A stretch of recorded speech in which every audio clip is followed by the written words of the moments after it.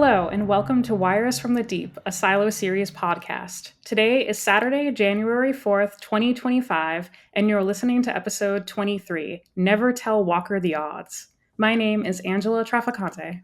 And I'm Crystal Watanabe, and we want to wish everyone Happy New Year. Happy New Year. I can't believe I just said 2025. I know. Oh my God, 2024 went by so fast. But yeah, so if people were telling jokes last month or last week saying, oh my God, we're not going to get a new episode until next year. Oh, I loved that. It happened on like every subreddit I'm a part of too. Like it was just like it became the lamest Reddit joke possible. It's funny because like people have been telling that joke for forever, right? But it's just sometimes when you see it again when it's New Year's time, it's still funny somehow. Because it's like April Fools. Like people, you always get some people right. Like I saw some people on the Silo subreddit. They're like, "What? What are you talking about?" Oh, it's a tried and true joke. All right, so we are going to be breaking down episode 8, which was called the Book of Quinn. And I don't know, like overall thoughts, I was kind of frustrated with this one, just like with episode 5, because of the choppiness of the switching back and forth so much. What about you? I think that's still a problem for me too. I have to say I liked a lot of the content and the people like we were focusing on in this episode, so that made up for it a little, but I agree that the editing and the pacing is really getting to me at this point. Yeah, and I want to say that I don't normally pick up on a show's editing.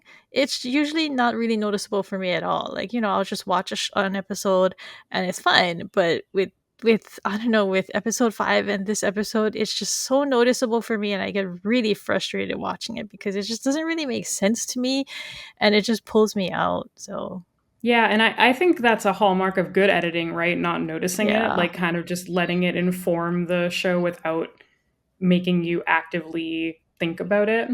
They tell us that a lot in lighting too. Like when I used to actually do lighting more professionally, yeah, it's always like the lighting is good if no one talks about it. Yeah. So we're gonna do like chronological, but we're gonna keep it separated by silos because I feel like at this point the two silos are just like I don't think there needs to be concurrent like discussion of how they were presenting in the show. And we were doing like separate storylines, but I think enough of them are converging that we can just talk in like basic chronological order, and we can like skip ahead and stuff for some things. But we'll start with Silo 18 because that's where a lot of the main action is. Bernard, they open with Bernard going down to level 90 and he goes into a utility closet. I'm actually going to go back to this later because I feel like this is like we're just talking about editing, but I feel like this is an error in continuity because I don't really understand why they show him going down to 90 and then he's back up in his office and then he's back down in 90 and then he's back in his office again. So he's going from level 19 down to 90, back up to 19, down to 90 again to meet with Walker, and then he takes her to Jujitsu, and it's just I feel like they didn't need to show him going to like, I don't know if he was like checking out the closet to like scope out the meeting place ahead of time. I thought he was turning off the pump. Oh, okay. See, I feel like he could have sent someone to do that for him. I know, right? Like they have instant communication on the computer. Like just go send a deputy or send like a judicial raider. Like why does he have to literally walk down to 90 by himself physically? It just doesn't make much sense to me, especially since we've been talking about how he's very busy. He's very busy running the silo and trying to save the silo. So like why is he like able to just take a casual stroll? Like how many levels is that? Yeah, I wonder if you're right in that him talking to Lukas in his office was just supposed to be before this, and and slightly out of order. I'm trying not to read too much into the magic teleportation, but we can talk about it later in the episode. But yeah, so then it goes to Shirley, who's writing Cooper's name on their wall of names that's not names, which I think actually did have names. So I don't know if it's like names and rebellions. It has both names and information on it, and I'm also not really sure why we're still focusing on this, but maybe it's going to be relevant later. I don't know. Yeah, I don't know. I guess it was just to establish that she is frustrated with Billings because right after that she goes to sit with Billings in the Mm. cafeteria and she asks him for his help and she's like asking him, "Are you even sheriff anymore?" And it's like I was kind of wondering that too, because it just I mean he's got his wife down there. It's almost like they're on vacation from being sheriff, right? Yeah, everything he's doing is just entirely like different from what he's like presumably supposed to be doing and what he was Yeah. doing before. I was running the watch party yesterday and somebody was asking, why is everybody staring at Billings? And I was like, well, he's the sheriff and he's just basically not sheriffing. Yeah, and you he's just know? hanging around in the down deep where he normally wouldn't be anyway. Yeah, yeah. So he's really out of place for them. They don't normally see him. He's usually in the up top or he's like, in the mids or stuff like that. And he's got deputies to handle things down there. Like they're used to seeing Hank basically, right? So Yeah. she asks him for help because of the Meadows thing. She wants him to investigate that, and he doesn't. He resists, and he says that like they have to respect the pack, and that if they don't, it all falls apart. I just I'm getting a little sick of that being his like default answer to everyone who asks him anything. Like he's very lawfully and like unfailingly adherent to the pact and and I'm hoping that like his character develops a bit more beyond that. It's especially odd here after he talked to Patrick because Patrick had said that he was going to tell him like about the truth and like why the pact is a lie and like he has the page of the before times and he's seen the book himself. So I don't know. I think maybe it's just like maybe a defense mechanism for him. I think he's probably just struggling with accepting the things that Patrick has told him and looking at the book and Yeah, like all clinging to like the familiar. yeah, yeah. So I think maybe that's just why he's doing it. He just doesn't know what else to do because I mean they show that later. Like he's like really broken up over what's going on, right? So he's because like things he says that if they don't respect the pact, it all falls apart. And that I think for him everything is basically falling apart, right? He just saw Jules go outside. He learned that Meadows is dead, and like he learned that the mayor is like conspiring against Mechanical, and like he's learned all these things that are kind of like toppling his world and making him lose faith. I think so. I think a shaken faith is probably why he's sticking to his guns. So because it's like something that he can something firm that he can hold on to, right? So Yeah, and I think we are seeing a shift. Like later in the episode, we obviously see him do something that's very not adherent to the pact. So yeah. I think we're gonna see a different direction for his character a little. Maybe he would have been a little more accepting of what's going on if Hank had been in this episode. There was no Hank. I know, I love him. Not we a need single we appearance. we need the What's duo. he doing? I This is don't like a full know. day. Uh, we want Hank back. All right, so then they shift to Lucas. He goes to Meadows' apartment. He finds two digital people who tell him to fuck off. And I thought they were like weirdly overly aggressive, but I guess they're just bullies. And Yeah, and I think everyone's on edge. Like they're probably just sick of dealing with people like right now. I kind of got the impression too that they were sent there to pack everything up, and maybe they were just like, "Oh, look at all these relics. We're gonna we're gonna pack these up, and they're secretly gonna go missing." But Lucas flashes his fancy new blue badge, and that gets him to back down. And then he's still unable to crack the code. He like goes through. I guess like at this point, Wizard of Oz didn't work, which is why he went here to go look at the rest of her books. And in the past, we had seen on her shelf they showed like a brief look, and it had like a copy of Beowulf, and it had a Collins dictionary, and so he was actually using the dictionary to try The to dictionary, yeah, decode. I saw Yeah, that. I don't know if like people nowadays even know what dictionaries look like, but you could tell, but right? Because most people Yeah. use online dictionaries, I think. So, but the dictionary you could tell because it had like the darker letters on the edge of the pages, right? Yep. And like the dots to indicate like Yeah, yeah, the breaks in the words and stuff. yeah. Although I am surprised that it's a Collins dictionary because that's a UK dictionary, right? Yeah, actually, now that you mentioned it, Yeah, yes, like it's what I I use for my UK editing. so I was like, oh, maybe that's like a production error because I would have expected a Merriam-Webster dictionary, but It's just a small detail. So he logs onto the computer, and I like this little detail. He logs in. He like has to input like a access like code or something, and he gets his badge out and he puts in the code and he kisses it. That was cute. He really likes his badge now. Yeah, he Like loves his new really likes badge. it. So he logs onto the computer and he finds Quinn's descendants, and it's a guy named Terrence Penbrook, I think. And he writes down his apartment. And I think he lives on level 73. Either that or he lives on 7. But I think the apartment number was 7318. So either that's level 73 or 70. That makes So, more sense for he's essentially farming, right? He has sheep and they do yeah. wool things, so Yeah. And then they move us to Knox and Teddy and Shirley, and they're all crowded in Walker's workshop, and they're trying to tell her that they have to raid medical supply because and I guess Dr. Nichols is still down there too because he was yeah, talking he's about like apparently all in on this now. He's been like he's their new helping down there doctor. and yeah, exactly. I wonder they must know that he's down there, right? I mean, presumably he's not showing up to his real job, so I would Yeah. think that He's they know missing. kind of, at least they know he's missing. He's playing hooky. But she is really resistant to their plan to, I guess they want to sneak up.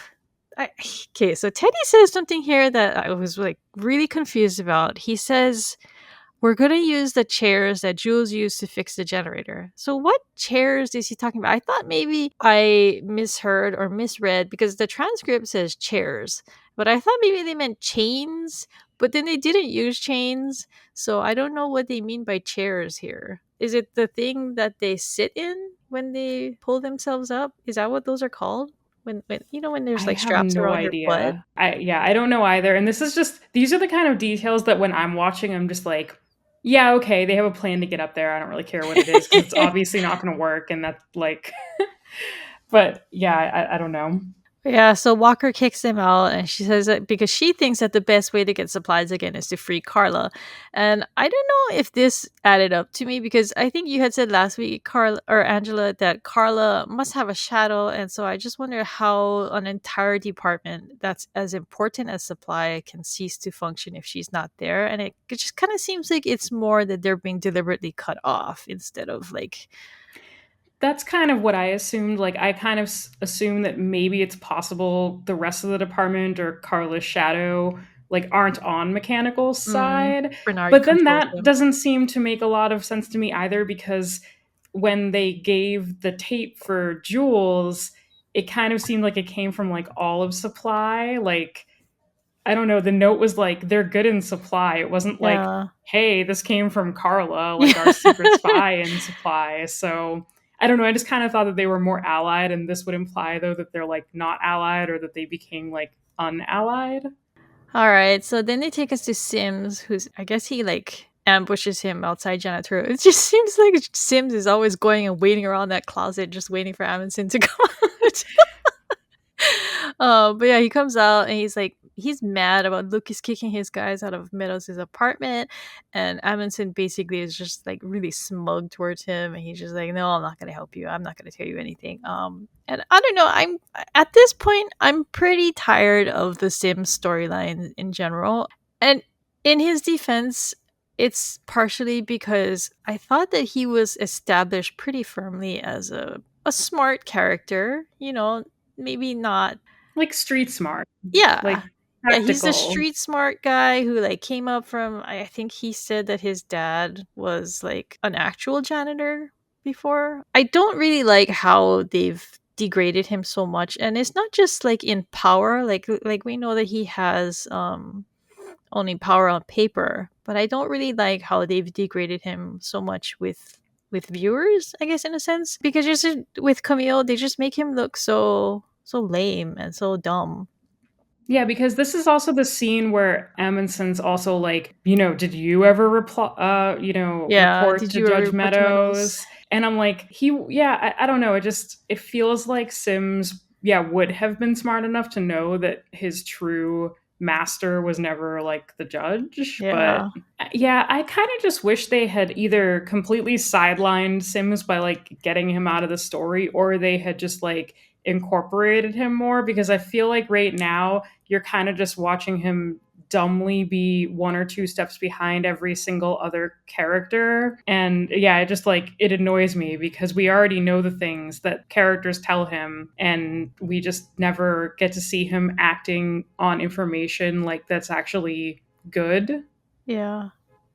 I think it's hard to put into words, but basically what I'm trying to say is that I get that he's powerless, but I don't like that he's just seems to have become less of a strong character, not in terms of actual power, but just in the way, like you said, like he should have known better. He should know better in a lot of these things. Like, why does his wife get so much credit with us for the things that she's putting together and doing behind the scenes? Because it's just, I don't know, I just I'm not entirely sure why the writers honestly decided to separate out him and Camille. Like, I feel like they could have just had one smart character that did Mhm. all of this. And instead, and it felt like it was going to be Sims, right? Like, that's what Yeah. I thought. Kind of like near the end of season one, I was like, okay, so like he's going to be the one trying to figure out all this stuff and he's going to be pulling some strings in various directions. And then we got like introduced to Camille, and now Sims himself has like nothing to do.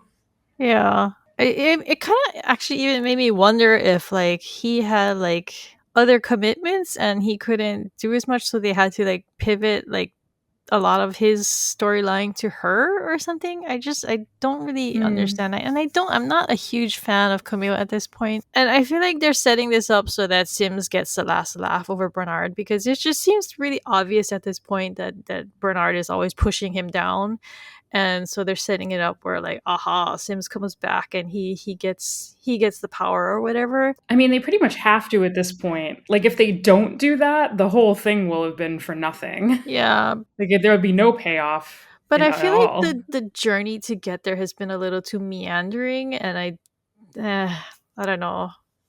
Like, let's go ahead to where Camille later meets with Amundsen in the cafeteria. I really didn't like this scene. It just felt like forced to me. She's like talking to him about how his wife is due in a couple of months, and she's reminding him that Sims was his friend and like he cared for his family and stuff like that. I don't know. It read kind of like false to me, kind of like it was like, oh, we need to put Camille Sims into this episode, so let's write this for her. It just didn't feel natural for me, and like I said, I don't like that they keep giving her so much credit over him. So Yeah, it's kind of like she always comes in to like clean up the things that he does, yeah, or alternatively do the things that he might have done before he does. yeah. Like, he's not stupid. He's been the head of security for years. Like, I think Bernard said 10 years, or Sim said I gave you 10 years of my life. So I think that's how long he was probably working as head of judicial security. And that's a long time for him to like know like what's up and like how to be a he's kind of like the CIA, right? He's like a spook. Yeah. So he should know how to do these things, and I feel like Camille is just not really the one who logically should be equipped to know all these things. So she talks to him, and then Sims gets a message from Amundsen to meet in the farms. He gives him some not very subtle message about him attending Amundsen's father's funeral, and oh, I wonder how that apple tree is doing. Yeah, I read that and was like, said to my husband, like, anyone monitoring this would think it was an obvious code I for like know. something, like right? like why even bother? Just send a message, say meet me in the apple orchard at this time. But yeah, so he goes there, and because Camille has given him this strong arm tactic, he gives him info on Lucas's whereabouts. And this I don't understand either, because I just feel like, why couldn't Sims just go old school and have one of his goons, like one of those guys that told Lucas to fuck off? Why couldn't he just have them follow Lucas or something? I don't understand why he needed to have Amundsen do it. That's just another thing that just bothers me about why this whole Sims thing. It just feels like it's very roundabout when there are more smart ways for him to go about things. Yeah, I agree. I'm not really sure what they're doing with this. I do hope it has a payoff. I mean, I think it will, and like I said, I think they're setting Sims up to like get the last laugh, but at the same time, I feel like there were more straightforward ways to do that without so much of this Camille stuff. As you can see, I have she has really fallen in my favor. I think I was pretty like intrigued with her early on, but now I'm just like, ugh, I've had enough of her. Okay, we're gonna go back to Walker. So she gets a message on her computer after Shirley had like talked to her, and she gets a message that there's a groundwater pump that's broken on level 90, and they need her to go. And Shirley like spots her, like she's starting to walk up, and she tells her it's a trap, and it's obviously a trap. And I think Walker knows that too, but Yeah, she wants to go definitely. anyway. So, because I think she probably just figures, I mean, why not go? Because obviously they want to tell her something, right? So she's got to at least try. So I can see why she goes. But wow, she has to go pretty far. And we know she was basically inviting that. Like, we know she turned her camera on last Hmm. episode briefly. So I think she was like, she wasn't surprised by this, and she, in fact, like wanted it. So it wasn't a surprise to me at all that she went, even though it was definitely a trap.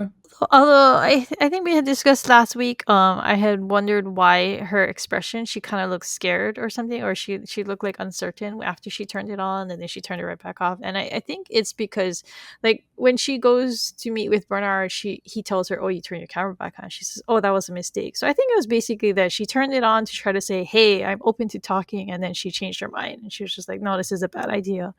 But they contacted her Yeah. anyway, Or so just general fear, like maybe just like, oh, what am I getting myself into? yeah, which is understandable. She's gone from a recluse to like being involved with all these huge things. So yeah, I can see her being like, "Oh, this no, I shouldn't do this." But once she gets the message, is she might as well go. So basically, she gets up to 90. She opens the door and she finds Bernard. And I thought this was funny, but he basically goes and turns it back on. He's like, "Oh, there, it's fixed. So let's talk." And I don't know if I caught it the second time, but she basically goes, "Oh, well, that was easy." Yeah. I like her sarcasm. So he basically pitches to her that he wants her to spy for him and that he'll let her see Carla and that he like puts on his evil hat. Yeah, and like threatens her with Carla's safety. Well, not just like her safety, but it's just the way he says it. He's like, "She won't die. She'll just wish that she's dead." And I was just like, "Oh, that's pretty brutal to say about an old lady." And I mean, Walker even says that we're just two old ladies. But that's another sticking point for me is I still don't understand why Carla and Walker went to that meeting. Like, why did they make them climb all the way up there? I feel like they just placed them there so that they could do this storyline. And I just, I think it's funny because, like, I mean, obviously, Walker's trying to like get out of this by saying that, but I think it's clear why Bernard's actually after her and Carla though, because Carla was obviously behind the tape thing, and yeah. Walker is definitely a pillar in the mechanical community. So like the things he's doing right now aren't because they were up there and when Judge Meadows' murder was framed. It's because they have like long standing like rebellious genes in them. Yeah. I mean, I think I would have been more fine with it if, like, they had demanded that Carla and Martha come up to judicial, maybe to question. Like, you know how they had detained them in, like, I think it was episode 2. They detained them during the mayor's speech, and then they let them go right after. But I feel like if they had said, "Oh, we need you to come up to judicial to like for an official interview or something like that," because like I think Lucas has he at one point threatened the Pembrokes and talked about how he could have an official inquiry done or something or official search. And I feel like their judicial has these things in place where they can request like people like you know how police in our society Yeah. they bring you in Of for warrants. questioning. Yeah. Yeah.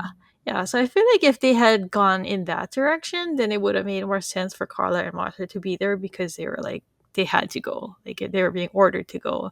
But in this case it feels like they just went along just because they wanted to go. I don't know. Okay, and the next they had cut away, and then they show Bernard thanking Martha for her cooperation, and he takes her to see Carla, but she's like tied up, and I didn't understand why he had said she can't hear her. But when I watched it yesterday again, I saw that there's like a glass or something, you know, in that view window Yeah. that he, Yeah, it's a yes, big heavy door that's soundproof. So yeah, I think you can't hear through it, although it seemed like Carla could hear her when she banged really. really Yeah. hard. Yeah. So, yeah, I just think she thought she could say something, but it's just like very thick door and glass. So he tells her that if she wants Carla to stay alive, she has to keep reporting. And then she goes back down to the down deep. And in the meantime, they show us that Teddy and his team rappel up from I think 120 because they're going up to 119. They show the level. So they're going up one level past the barricade, past the judicial raiders who are guarding. But then when they go into the room where they were gonna go raid for supplies, they find Amundsen there. Yeah, waiting for them like a Yeah. trap. So this was basically what Martha. I don't know. To me, it seemed pretty straightforward, and Martha gave them this info, and that's how they busted Yep, Teddy. Or do you think that? definitely. Do you think that it's just they're making us think this? Well, I guess put that way, I suppose it could be either one right now, but yeah, I think it's supposed to be obvious that she gave them the information that Yeah. they are here because of it. But yeah, maybe we'll find out later that it's not. Yeah. That would have to be a reveal later though. I don't think there Yeah. was anything in this episode to indicate that.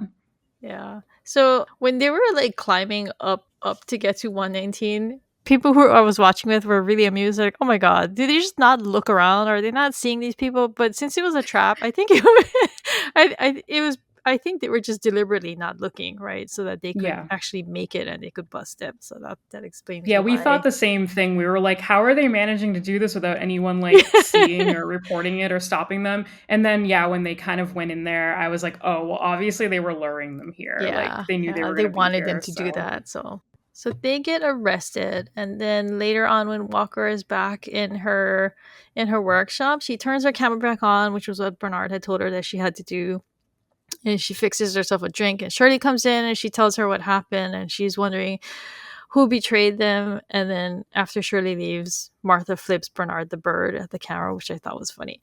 yeah, that was That funny. that's the Martha I love. But okay, so we're gonna talk more about Walker like at the end. But in general, I'm just very unhappy and disappointed in what they're making us think she did. I'm hoping that it's not the case, but on the surface, from what we've seen this episode, I'm very unhappy with this character development for her. Yeah, I don't think you're alone. Like you said, we'll talk about it a little bit later, but it did seem like the community had some pretty strong reactions to Yeah.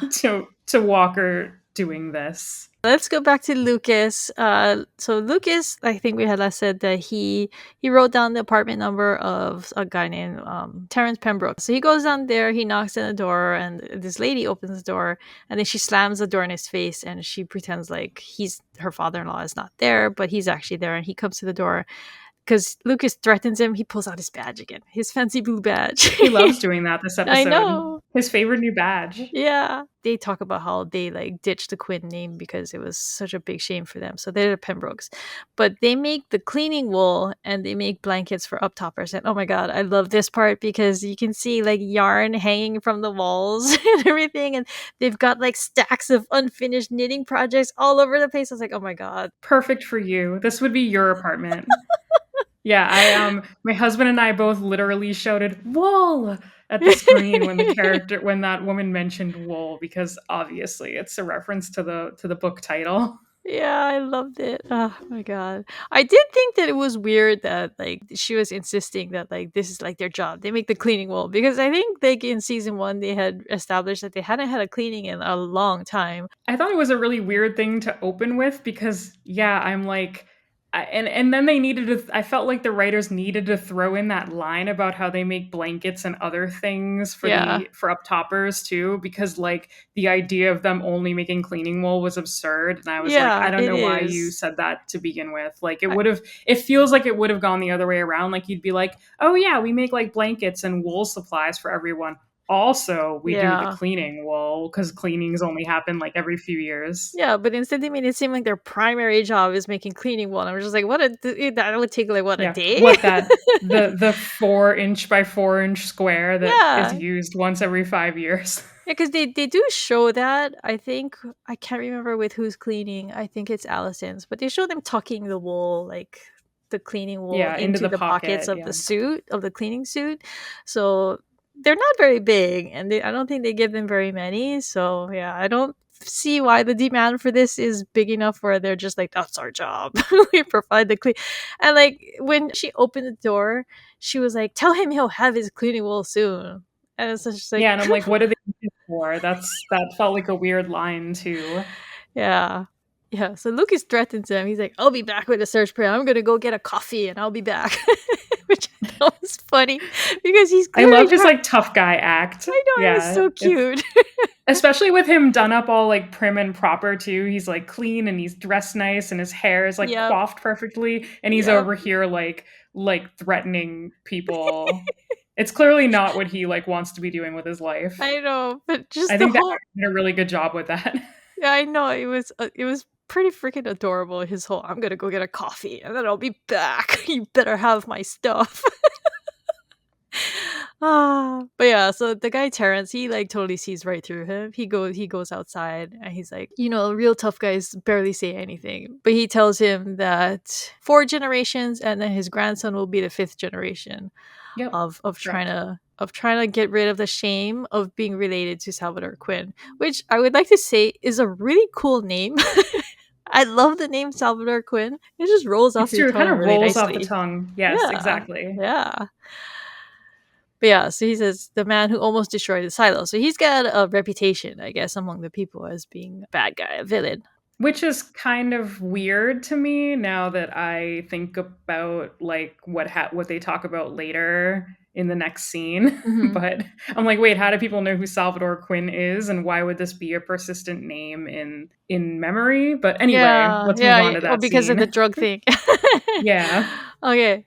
This is a gripe that I was talking about, the travel thing, because I don't, maybe they're on level 7 because there are apartments that have 5 digits. So I guess it makes more sense if they're on level 7 because then he would only be going like, I don't know, a dozen levels. So that would make more sense.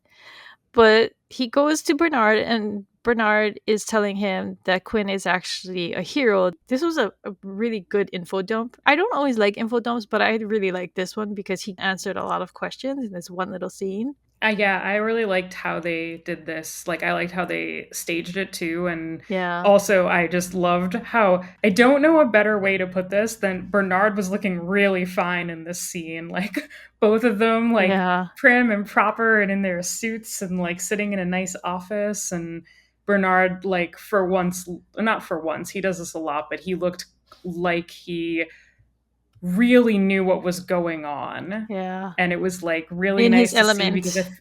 yeah, like I feel like we've seen him a lot lately, like feeling really scattered and not knowing Yeah. what to do and things being outside of his control. But this, he was like, oh no, I know the answers you want here.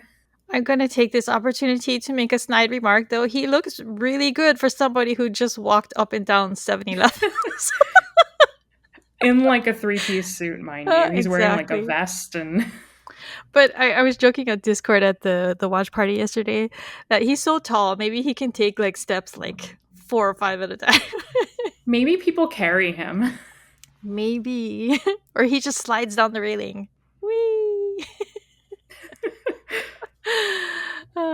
Okay, so we should go over the info he gave. Yeah. So he tells him that he saved the silo by destroying the servers and burning the books because he realized that severing the silo from its history is what was gonna. He tells us that basically rebellions were happening every 20 years or so. Yeah.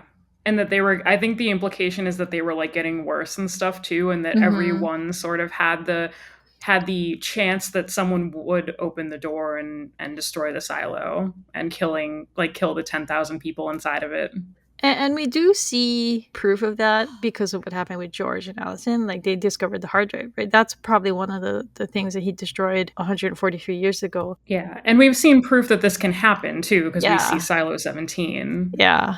So we know like the implications and what can happen, what he's trying to prevent. And we've actually seen a lot of threads about this on the subreddit where people are like, is Bernard really the bad guy here? And that's a really complicated question, I think, because it depends on how you look at it. When you consider like the people as a whole, no, he's not the bad guy. He's just trying to keep everybody safe. Right. But from the perspective of like individual people or people in the town deep, of course they're not going to like how they're being treated and like how they're being blamed for everything, but they don't have all the information, so they can't really see what he sees Yeah. and see his end game. So yeah. Yeah, they have a very limited set of information, and Yeah. he has also a limited set of information, but more information than Way they have, more. and he is working with what I would honestly say is, like, what seems like a different goal. Like, his goal as head of IT, it seems like, is keeping the silo, like, alive, Running. right? Yeah. So, like, that's, He's like, his keeping the one lights goal, on. and yeah, and he's working in, like, he's essentially working with the trolley problem, like, kill a few people instead of killing everyone. And Yeah. yeah, like you said, the people who don't know what's going on are going to feel like chafed and oppressed by this. But he's, like, I think, trying to do his best, like, at the level he's at. I don't see him as a villain. Like, that I love complicated characters with dark backstories, and, like, Bernard's, like, just my type of character that I love, like a kind of, like, morally ambiguous, has to make hard decisions, not all of them are good type of person. And so to Hmm. me, he's like he's one of the best and most interesting characters to me, because I kind of like that character. But I can see how other people would be like, no, he's evil, he does so many evil things, he threatens people, because, like, he does, on the face of things, do a lot of that too. Yeah, I mean, he really is really easy to hate because he does a really good job in portraying Bernard. So, I mean, I think that's what we're supposed to, how we're supposed to react to him, right? We're supposed to be like, "Oh my god, he's so horrible, but he's got good intentions." You're supposed to feel conflicted about him. Yeah. Okay, so one more critical thing is that he confirms what Gloria had said. She had said, and I say confirm because I mean it was in the show last season where she talks about the Flame Keepers and how they drugged them and made them forget. But it's like it was kind of like she was almost unreliable because she's older. She's like drugged herself when she's telling them this, and so Yeah. you can kind of like also wonder in the back of your mind, is she for real? Because, or is she just like a conspiracy theorist and she's Imagining just, things. yeah, Yeah. yeah. But he confirms it that Salvador Quinn thinks to drug the water supply and make people forget over time. Yeah, so that's what I was referencing earlier when I was saying, how would they know who Quinn is, or, like, remember all the shame surrounding Yeah, his family name and stuff, because you'd think that that would be kind of one of the things that would have faded into the past. and yeah, and also the fact that no one's ever mentioned Salvador Quinn before now, like, he's not like some boogeyman that we've had mentioned, like, all throughout the first season and a half. So I just found that to be kind of weird. But well, I actually, now that you say that, it could be that just they drugged them and then they told them oh yeah, yeah, like, whatever they maybe, wanted them to yeah, think maybe about it's like Quinn. whatever you can affect them, like, while they're under Yeah, like, the yeah, drug people. or whatever. It's a common saying that history is written by the winners, right? So, Yep. yeah. So I think they drugged his family and other people, and then they just started this thing about how Quinn is the villain. He almost killed the silo when it was actually the opposite. So, And that's probably a good thing for them, like, having a sort of shared thing to hate is, yeah, like brings people together, like, creates kind of like this cohesiveness of, like, oh well, we never want that to happen again, right? yeah, yeah. That bad thing that almost happened in our history. So it was probably smart to create a narrative. I was really amused that like Bernard tells him this secret thing, this thing about how Quinn is actually the hero, and Lucas goes straight to his family and tells him the same thing. He just blabs it to them, and it's like Bernard probably kept that secret for years and years and years, and he just goes and tells the family. And then the family says that Meadows tried to tell them the same thing, which Yeah, is yeah, hilarious too, because I'm like, oh, this big secret, and the only two people who've known probably about it in the last, like, in the living memory of the silo were, like, blabbing it around. yeah, yeah.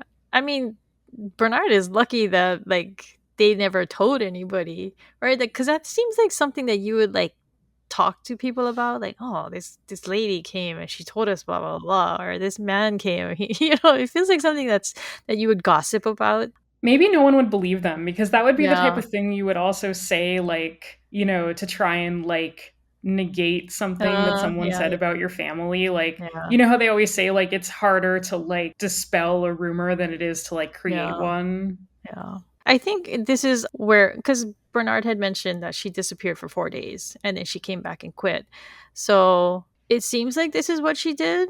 She went to go see the Quinns and she spent, I guess, those days decoding this letter from Quinn, right? Yeah, it sounds like Meadows went to them, She got the book. traded, yeah, traded things for their copy of the pact, and then maybe, yeah, spent time decoding this. Yeah. So Lucas realizes that he has to go look for her copy of the pack, and it's just sitting on her one of her shelves. So Yeah, even though earlier those goons were talking about how they were packing everything up for yeah, Sims, but I guess they never came back because Lucas has like more authority than Sims yeah. does. It's the blue badge, the magical blue badge. I want a blue badge. Okay, so he goes back to the apartment and he actually figures out that it's not page 77 because page 77 doesn't work, but he sees that there are letters in words that are underlined and he reads that it says go something like go forward 20 and then 2 paces, which I didn't really understand because why don't you just say 22 paces? But yeah, so he successfully decodes it by going to page 99, and that's the reference that he uses for the cipher. They only show us the first couple of lines that he decodes. I think that's all he's decoded so far, yeah. Yeah, yeah. So it's if you've gotten this far, you already know the game is rigged. And then he goes outside. I guess I don't know. Do you think he decoded the rest, or is he going upstairs to go talk to Bernard and tell him that he has the code and he can do the rest? Because he goes outside, and that's where Sims like meets him. I think that, yeah, I don't know. They didn't make it clear with the cuts, but I think maybe the implication is that he finishes decoding it and is about to go like Oh, do okay. something with the information. But yeah, I don't know. Either way, Sims confronts him like right when he leaves. Yeah. And it's funny because Amundsen had told him that he was looking for books, but when he opens it, he searches his bag, he sees that all he has is the pact. And they've established that Sims and Camille are really into the pact, so I guess it makes sense that he just wouldn't think to open it. Because I don't know if like Lucas had his notes or whatever, the message decoded inside the pages of the pact, but he just basically lets him go because he doesn't really suspect anything because it's a copy of the pact. So I don't even know if Lucas wrote it, like, had that paper with him. It's not a long cipher from what we mm-hmm. saw of, like, he may have just memorized it. And yeah, I think this might be one of those things where, as the audience, we're trained to overanalyze things, but that in the moment, it's likely that Sims wouldn't think there could possibly be anything suspicious about the pact, Mm-hmm. right? Like, people don't. Well, I mean, I guess Lucas is special now because he's the IT shadow, so he would have more access to resources. But in Yeah. general, people don't have access to spare paper. They don't write things in books. They don't know what ciphers are. Like, I don't know if Sims would have any sort of mentality to think that a copy of the pact would be able to like Mm-hmm. get anything useful. But he does, yeah, he kind of just immediately brushes it off. Yeah. He does threaten him though. He's not impressed. A really serious threat too. I know he mentions that he doesn't threaten Lucas's mother. He says that Lucas's mother works in hospice, and he's like, it would be a shame if like you had to be your mom's next patient. It's like, whoa, jeez. Yeah, it's like, oh, I'm gonna, I don't know, break all your legs and arms, and like you'll need care for the rest of your life. You'll wish you were dead. It's kind of, yeah, it's kind of like that thing that Bernard threatened, right? Like Carla will just wish she's dead. Yeah, I mean, because hospice is end of life care, so it's a Yeah. pretty serious threat. And we've seen Sims throw people off the railing, so he means business. Okay, so the last storyline we need to cover for 18 is Patrick. And oh my god, I eat Patrick scenes up. I loved him sitting in the pink bathroom and gagging over Kathleen Billings's concoction. I guess she was giving him stuff to help heal his bullet wound. And he tells her about Paul having a page, and she's like, "What?" And he can tell, right? He knows that he's like giving her information that she Yeah, didn't know. meddling. Yeah. Yeah, because he has that This, sly look about him. yeah, he knows. He's really smart. Like I think he tries to hide it, but he knows. This scene though was really interesting to me because it actually happens right after Bernard's info dump about Salvador Quinn and the drugged water and all of that. And he talks about how her herbal concoction is like terrible tasting, and she specifically says that it's something that's been passed down for generations in her family. And that stuck out to me because we know her concoctions also help Billings with his like Mm, shakes. yeah. And I'm like wondering if it's possible that like the drugged water produced the syndrome, but her family has this like really old way to like counteract the effect of the drugged water. She's a Um, flame keeper. and the fact that they placed this scene so close directly after Mm-hmm. the water reveal just made me think it was really interesting that they had this That it might these be two things like side intentional. by side. Yeah. Yeah. So after that, or later on, Paul comes home and she confronts him about the page, and she's like pissed, right? She's like, "You showed Yeah. it to Patrick, but not me." And she demands that he show it to her, even though he says it's dangerous. And I was really moved by this scene. They were really emotional, cry over what he saw because he describes to her what he saw, and she's like, "What happened?" And it was kind of similar to how Meadows reacted when Bernard was showing her the VR stuff from Costa Rica. She was like, "How did they lose this world?" So it sounded like it was like a parallel. I thought so. Yeah, I was moved by the scene just because of like it felt really like natural between them, like how she's obviously confronting him, you know, because she's like I'm your wife, like I should know everything you know and like Yeah. I would have wanted to experience this too or like share Mm-hmm. this with you. And it's yeah, I don't even know if it's like she doesn't feel left out so much as she just feels like slighted as someone who should be like Yeah. closest to Billings. I don't know though.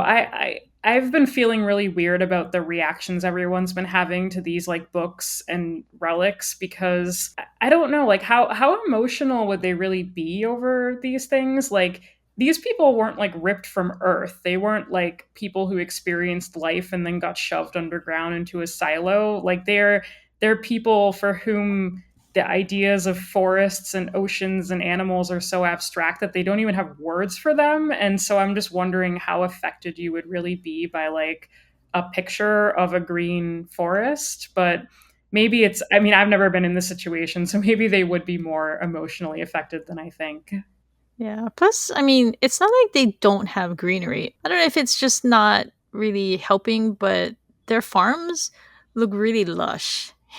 They've shown Nichols in a garden with like a huge wall of shrubbery or greens, and they've shown like the orchards. And I think when Amundsen meets with Sims, it looks like there's like giant walls of strawberry plants or some kind of thing, and they have tomato plants, and they have fields of corn, and so it's like they are not really strangers to big levels or big fields of agriculture. So I don't know. Yeah, I just think about it from my perspective of like when I see pictures of like outstandingly beautiful things that I haven't gotten to experience myself, you know, whether it be like scenery in another country or something, like, yeah, I think it's cool and interesting and fascinating, but like I don't cry over it. So Yeah.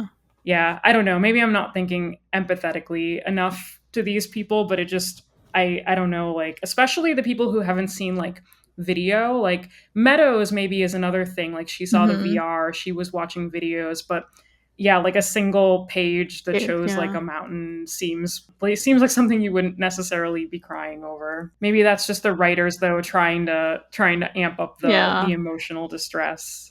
But I mean, they did convey, it was very well acted. And I find the Billings is way more interesting than The Sims. Oh yeah, I love Kathleen. Yeah. The two of them just fit better. I feel like they have really good chemistry together. Whereas with Camille and Sims, they're like, it feels like they're always at odds with each other. And maybe that's intentional. It's probably intentional because they're always showing her going behind his back and doing things. So it's like, I just don't find The Sims very interesting anymore. But I love Kathleen and Paul. So. And I think that wraps up 18. So let's go to 17 because 17, there's not much to talk about. And I think this was like a gripe of a lot of people, including me, because somebody in Discord, I didn't go back and verify this, but they said that the total amount of time of Juliet in this episode was less than 8 minutes. I think it was like something like 7 minutes and 36 seconds or something. And they divided it into 8 short pieces. So it's like they like diced it up. They Julianne Jules. I mean, I It don't. felt like it too. Yeah. when you were watching it, it's like the shortness of the scenes and what they put them between was just very odd. Yeah, and it just really disrupted the flow of the 18 scenes because it's like, okay, this is happening and it's kind of exciting, and then they go to Jules underwater. And it's like, what? The other thing that's weird about it too is that like when you think about everything that happened in the Silo 18 plotline today, you're like, all of this must have taken like a day, like Yeah, a, you know, or like a at morning least to a day. evening type of situation. And then you're like, oh, but I saw 7 minutes of Juliet spread over this. So what was she doing for the other, like, I don't know, 4 to 5 to 8 to 10 hours? Yeah, because I don't know. It just I had thought that the reason that they keep cutting back and forth is they want to show us exactly what Juliet's doing when this is happening in 18, but it doesn't seem to line up, and it just makes it all the more frustrating because yeah, I mean, they ended last episode with Jules coming up and she sees the axe and the blood and she wants to go look to see what happened to Solo. And by the end of these less than 8 minutes, we still don't know what happened to Solo and she gets injured again. And people were talking about this a lot on the server. Like, how many more injuries does she need to have? She keeps getting messed up. But I had kept the chronological because I wanted to see visually how they cut it up. But basically, it's cut into Jules picks up the axe and heads up the stairs, and then she gets the bends and head back down. She goes back in the water. Then Jules breathes underwater, and then Jules' air stops and she goes back up. Jules takes the axe and yells for Solo. She gets shot. And then Jules bandages herself up. Jules goes back up the stairs with her shield and axe. And then Jules approaches the body and like is met by the teenagers. But it's like I don't understand why they had to chop it up so much. I mean, they could have cut this into maybe 3 pieces or even just one. Just have us watch it all at the end, right? Yeah, or all at the beginning or Or whatever. something. Yeah, I don't know. I'm very frustrated at this point with the way that it's going back and forth.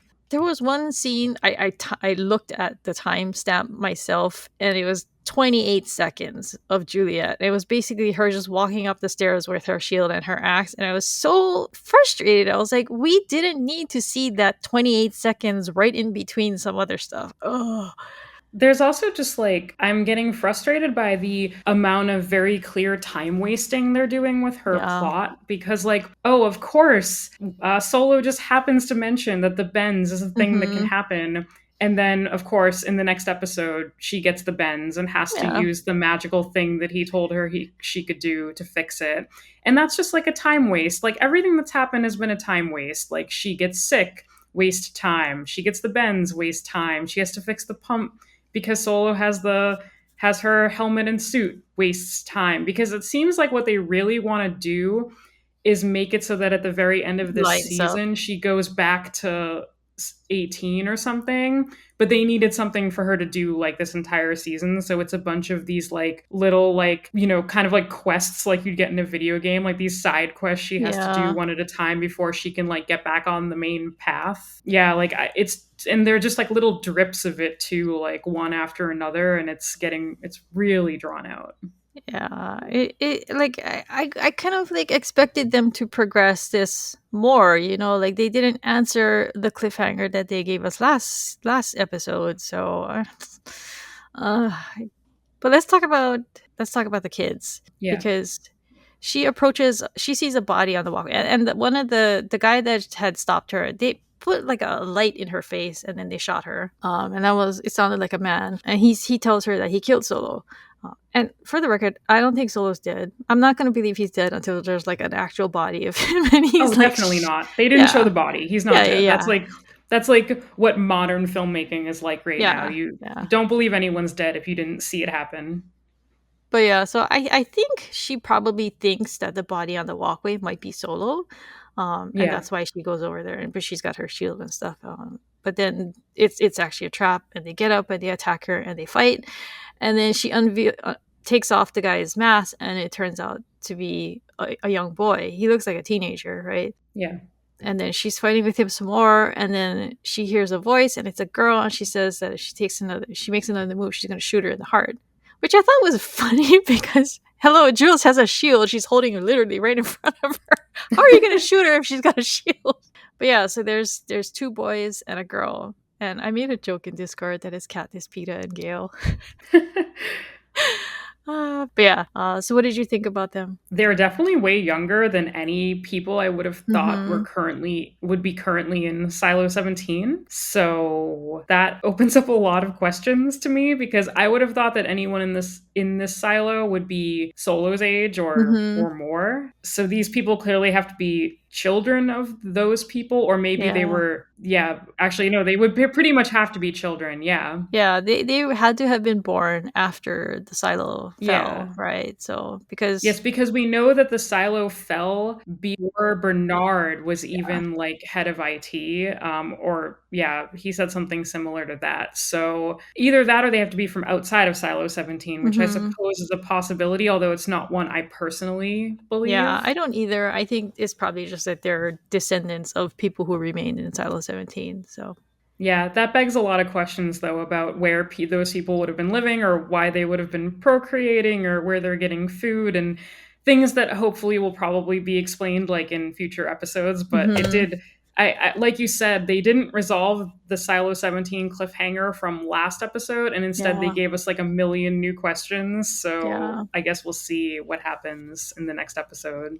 And the three kids are actually the cover image for the next episode. So, you know that we're going to get to see more of them. So, Yeah.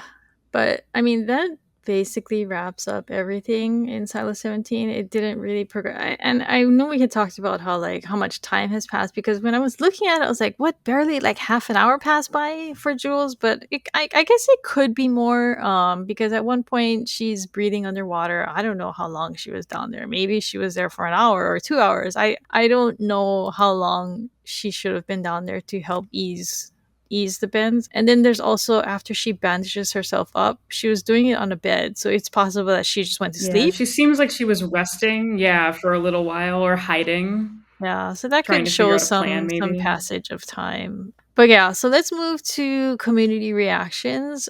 Someone had started a thread saying that they were really frustrated with the pacing, and I feel like I've been kind of patient up until this point, and but we're like heading into episode 9, and I think I'm officially pretty frustrated. And I had forgotten what I had been anticipating. You know, they open the season 2, they start with the flashback to 17 and how it fell. And I remembered that I had thought that we were going to be seeing a lot of these people throughout the Yeah, season. you had predicted that in our first episode, I think. You were like, "Oh, we're gonna get to know these people. We're gonna see Yeah. more flashbacks." Yeah, you definitely said But that. yeah, but we never did. We've never seen them since.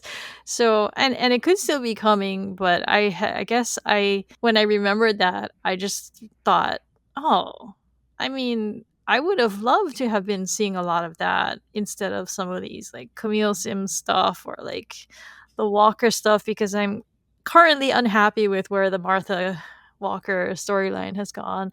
I agree. I thought we were getting a lot more backstory this Yeah. season, like both about kind of what happened with 17, but also just the origin of the silos, you know, more about like kind of the history of everything, more of the world building in general. And I Mhm. don't just mean like, you know, a Solo telling Jules what birds are. I do think we're going to get more next episode though, because like you said, the cover image for the next episode is those three kids. And I think that's Yeah. going to lead into more of like kind of where they came from, which is probably going to help tell us about what happened to 17. But I would consider myself very patient too. You and I both watch a lot of Yeah. mystery Yeah. box shows, so we're both pretty patient when it comes to shows that have mysteries and kind of letting them play out. And but even I'm getting a little frustrated. I wanted more. I wanted the world to open up a bit more, and I wanted to know more. And I kind of thought they would head that way, and instead we really haven't crossed a lot of time at all. Like when you think Mhm. about it, it's still only been like a few days. Like I don't even think it's been a week, right? Since Jules left, like Mhm. maybe.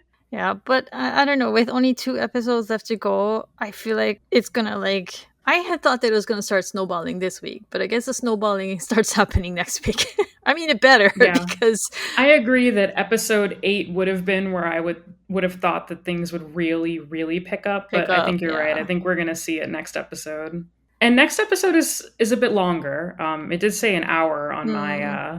so not like significantly longer, but I could see them doing an hour next week, and I could even see the final being much longer. Like Yeah. Apple's known for, I mean, they could easily do an hour 15 and that would be like a Hmm. normal episode for them. So I'm kind of hoping, yeah, we just get more time to play with things in the last two episodes.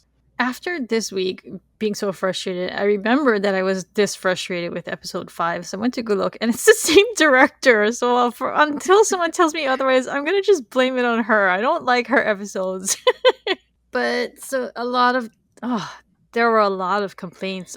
It kind of one of the other silo mods mentioned this morning that he felt like the sub has turned on the show with this week, and I kind of feel like the same way. A lot of people are really seem to be really upset. There's a lot of talk about the pacing. People really don't like Walker, which kind of made me sad because I have really loved Walker up to this point. I love the character that they established in her, and I don't like where they've taken her now with this. I'm still hoping that it's just like a fake out and they're going to show that, oh, Walker was actually working secret. But I don't know that I like that it's being hidden from us like this. I don't know. Yeah, I agree. I'm holding out hope that they're doing like a double agent thing where Mm-hmm. like maybe she gave Bernard like a win in this case, but so that he trusts her and then like she's going to start working more behind the scenes to feed him false information or just or help mechanical more and kind of just put him off their trail entirely. But yeah, I agree that if they stick with kind of like playing it straight where Walker is helping Renard, it really undermines her entire character Yeah, up until now it doesn't because make she was sense. just not like this. They didn't telegraph this sort of pivot and like Yeah. they didn't even really talk about her relationship. Like beyond knowing vaguely who Carla was last season, like we didn't know anything about them being a couple. We didn't know about them being together. We didn't know that they had a relationship like really at all, like even like kind of knowing each other. And also, they haven't been together in decades. So, Yeah. sort of turning Walker from this like key moral support pillar of mechanical to like a spy just because of a woman from an old relationship did feel like a very odd choice. So I think there might be something more to this, but who knows. Yeah, I think part of what bothers me is that like if she's playing the double agent thing, I don't like that she's not telling Shirley and Knox or like not telling anybody, because I don't like when people do that, when characters do that, when they hide everything from everybody so that they can be like, aha, I told you I'm smarter than you. I don't enjoy that in characters, so it just feels very smug, I think, in a way. And I don't feel like Walker is that kind of person where she's gonna be like, see, I told you. I did this all secretly and I'm better than you all. I Yeah, and just everything played out just the way I wanted. And yeah. So yeah. I if that's where they're going, I don't know if I'm gonna like that either. So at the AMA, Graham Yost and Hugh Howey did an AMA on Reddit this morning, and they answered some questions. Like they talked about like transportation. I don't know. Is transportation the right word? Because they're using their legs. So, but like the teleportation thing has been becoming harder to ignore for me.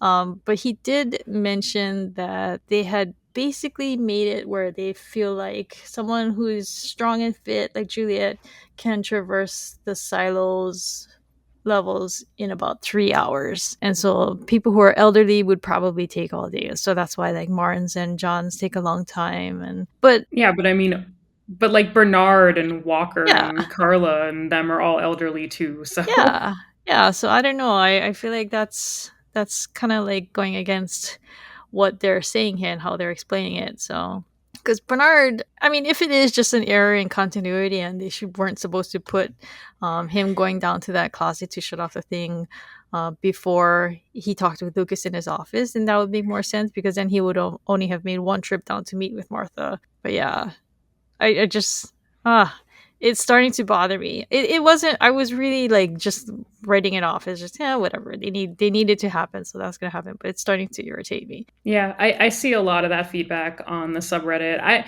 It doesn't personally bother me too much in the sense that like I notice it happening, but I'm like it doesn't like ruin the experience for me. Yeah, But that said, like, yeah, I get it. Like, especially in a narrative where you're so clearly restricting people from movement, right? Like it's very clear from like the writing of the show that, you know, there's no lift or elevator in the silo. There's no mechanical way to get places. So that's clearly very much like ingrained in the silo's story and the silo's culture in the world. So it does seem to undermine that a little when you just kind of show people bouncing around really quickly. Like, I would argue that even 3 hours for a fit person to climb from the very bottom to the top is like ambitious, maybe. Like, And I do wanna point out too that up until very recently, Walker has been a hermit. She's been in her workshop. They showed her in a previous episode how she had a hard time even like leaving like her doorway, right? And now she's like going everywhere. And I don't know. I mean, to me that's fine because once she gets over the fear, maybe she can just go back to normal to walking around. But basically, if they had her not leaving her workshop for 25 years, she hasn't climbed any stairs in that long. So, I mean, I get winded walking up 4 flights of stairs. So, I don't understand how she can go up. Like, because we've figured out that some of the levels in the silo, particularly the residential ones, are more than 1 story high.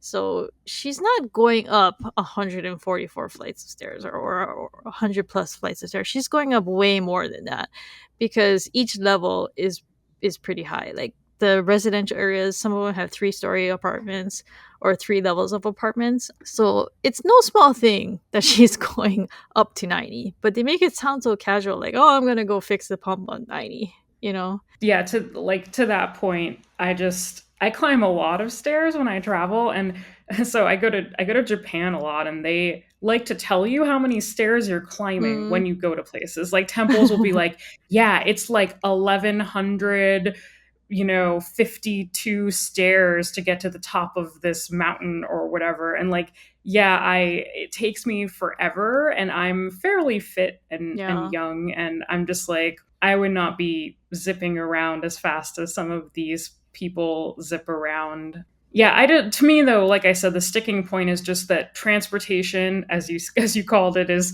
such an important aspect of this world that like Travel. undermining it. Yes, travel is annoying. Like it's different in other shows where like you're like, oh yeah, that army got across the continent in Yeah. a day instead of like a week, but like they didn't make a point of like talking about how hard it was to get across Yeah. the the whatever they got across. So whereas in Silo they make a point of saying how difficult it Yeah. is to communicate and get around. Yeah, I don't know. I try and put it out of my mind. Yeah, I try and not let these things bother me and try to enjoy the things in the show that I like. I'm kind of an optimist, I guess, when it comes to show watching. Okay, let's briefly discuss this cipher because I had brought this up when we were discussing things to talk about, Angela. But so the people on Reddit, I had been avoiding the post because I didn't want to actually read it until it got unveiled on the show. But I went back to one of the posts, and basically people had plugged in the code into ChatGPT, and then they decoded the message that was shown on the screen in a previous episode. And so I went back and I looked at that, and I just read the first 2 lines because that's what Lukas read out loud to us, and it was correct. And so because I think some people had thought that it was wrong and that they were just displaying something to fake out people and stuff like that, but it turned out to be right. And so people were asking in that thread why Lukas didn't just ask the computer to solve it, or also, I guess, why Bernard wouldn't have said, why don't you go plug this into the computer? So, do we think the algorithm is not quite as robust as we thought it might be? Is it not AI? Is it just like a Google engine that talks, basically? Yeah, I think there could be like a lot of reasons why Lucas didn't use a computer to do this. Like he may just not have the ability to do that. Like Hmm. maybe he can't ask for access to those kind of systems, or he doesn't know how to write code that could make a program to break that sort of cipher. Yeah, because there are different programming languages, right? So maybe he was only taught something really basic. I don't know. Yeah, or just like he doesn't even know what ciphers are until Bernard Yeah, tells him that yeah, ciphers exist. So like you can't program for something you don't know like exists at all. He might not even know like that sort of thing is possible. Like that Mm-hmm. we like people on Reddit are like, "Oh, but he worked in IT. He should know about computers and he should know about programming." We had But old like he might just computers.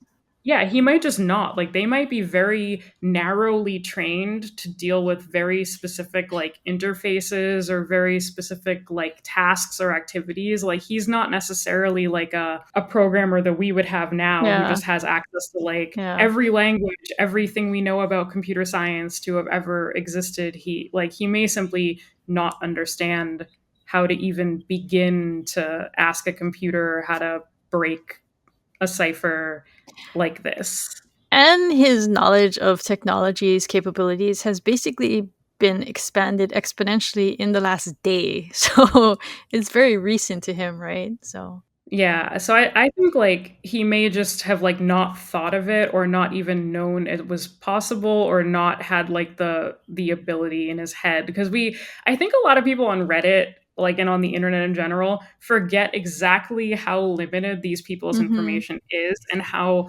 little education and knowledge they have broadly, right? Like, these people Yeah, don't go to school beyond, like, age 12 or 14 and we don't know what they're learning and they tend to go into essentially trades where they're yeah. trained by like the person above them. Yeah, and plus like the computer screens that we see them using, that's basically how I remember computers looking in like the late 80s and the early 90s.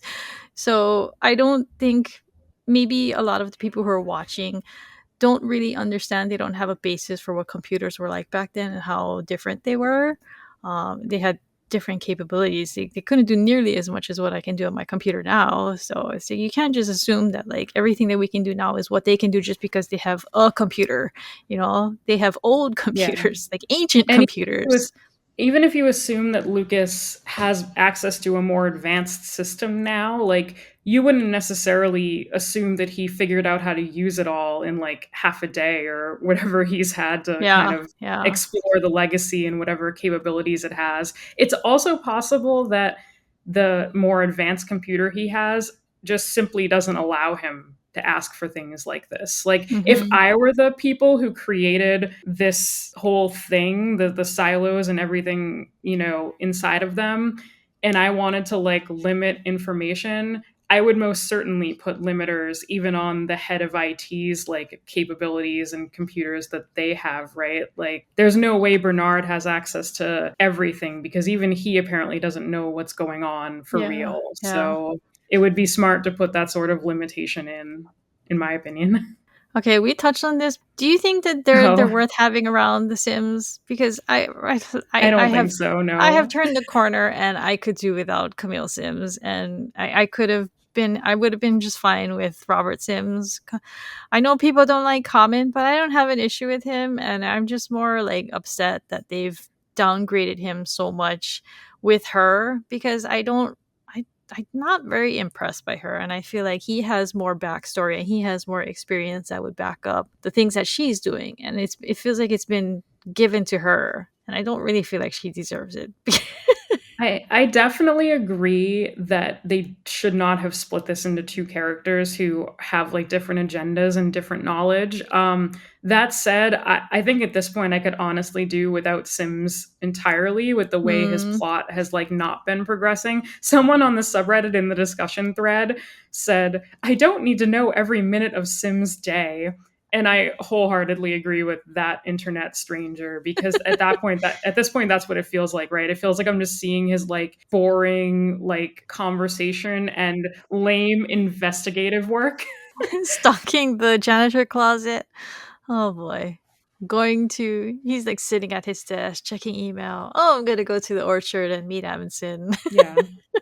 Yeah, uh, I could live without basically all of that. I'm All right, so the mod team is working with of the Silo series subreddit is working with Apple TV, and they gave us more behind the scenes images to share. So be sure to go check those out. They gave us some of like Martha's workshop and one that was a really cool look at the cafeteria in Silo 17. It's got like graffiti on the wall, and you can see a lot of details. It's well lit.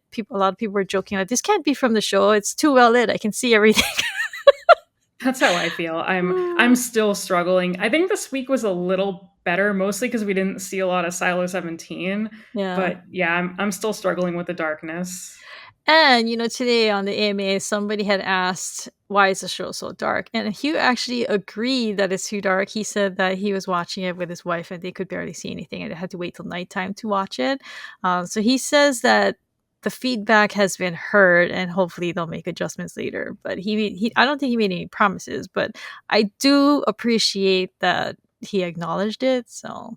And some exciting news is that he says that he's going to be coming out with a new Silo trilogy this year. Yay! Nice. Yeah, I didn't know that. Yeah. I think he said it's going to be focused on Silo 40. So, Yeah, something that for would book readers to look forward to. he hasn't when was Dust finished? So when did he last return? Like when was he last in this universe? Oh, it was a long time ago. Was it like a solid 10 years ago now, or I don't even know. I know Wool was from like, was it 2012, 13 maybe? I actually have a beta copy of this book. I didn't have time to read it, but Of Dust. of Dust, yeah. So I have an old I copy love how of you're it just like, somewhere I on my didn't have computer. yeah, I didn't have time to take on this really prestigious project. Well, in my defense, he sent it to me the week that I was leaving for Comic Con that year. So I like went, and then I was like, oh my god, I was so beat. Comic Con is exhausting.